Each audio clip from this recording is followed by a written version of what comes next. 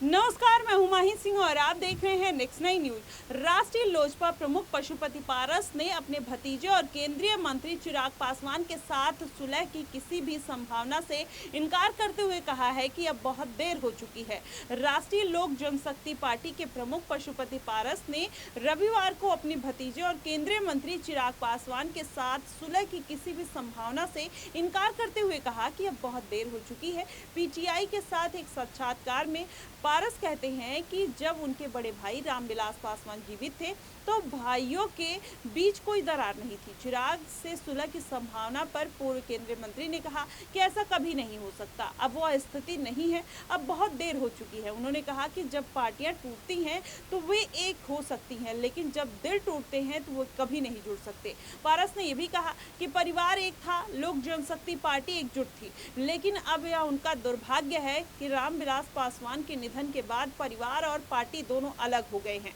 उन्होंने कहा कि पार्टी में विभाजन का कारण सभी जानते हैं। वहीं पूर्व केंद्रीय मंत्री ने कहा कि करीब 3 हफ्ते पहले उन्होंने पटना में भाजपा की बिहार इकाई के प्रमुख दिलीप जायसवाल से मुलाकात की थी और उनके बाद उन्हें दिल्ली में केंद्रीय गृह मंत्री अमित शाह से मिलने का मौका मिला। उन्होंने कहा कि इस दौरान बिहार में 2025 में होने वाले विधानसभा चुनाव को लेकर चर्चा हुई। वहीं रालोजपा अध्यक्ष राजग की एकता पर विपक्ष खासकर राजद नेता तेजस्वी यादव और उनकी बहन रोहिणी आचार्य की टिप्पणियों को खारिज करते हुए कहा कि गठबंधन पूरी तरीके से एकजुट है। पारस ने कहा कि प्रधानमंत्री नरेंद्र मोदी पूरे देश में सर्वसम्मत नेता हैं और वह सभी के हितों की बात करते हैं, लेकिन जिस तरीके से पशुपति पारस चिराग पासवान के लिए इस तरीके के वचन इस्तेमाल करते हुए नजर आए, वहीं जब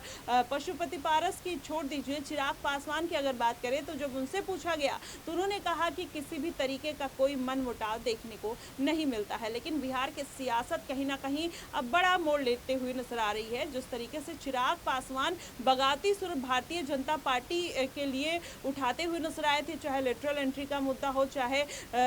विशेष राज्य के दर्जे का मुद्दा हो, आरक्षण का मुद्दा हो, जातीय जनगणना का मुद्दा है, कहीं ना कहीं चिराग पासवान अपनी ही पार्टी के ऊपर सवाल उठाते हैं और यही सवाल कहीं ना कहीं विपक्षी पार्टियां भारतीय जनता पार्टी के लिए उठाती हैं, जिसके बाद ये अटकलें लगाई जाने लगी कि अब चिराग पासवान अपनी अलग तरीके की राजनीति करना चाहते हैं, सीएम पद के लिए खुद अग्रसर होना चाहते हैं और यही कारण है कि जो भारतीय जनता पार्टी उनको दरकिनार कर रही है और पशुपति पारस को आगे बढ़ाने का काम कर रही है। देखना दिलचस्प होगा कि आखिरकार चिराग पासवान और पशुपति पारस की ये जो मुलाकात है, जिस तरीके से तीखे वचन एक दूसरे के साथ इस्तेमाल किए जा रहे हैं अमित शाह की मुलाकात के क्या मायने आने वाले दिनों में निकलते हैं, ये देखना बेहद अहम होगा। फिलहाल आपको क्या कुछ कहना है बिहार की राजनीति को लेकर, आप हमें कमेंट बॉक्स में जरूर बताइएगा। फिलहाल के लिए बस इतना ही। देश और दुनिया की तमाम खबरों के लिए हमारे साथ बने रहिएगा नेक्स्ट 9 न्यूज पर।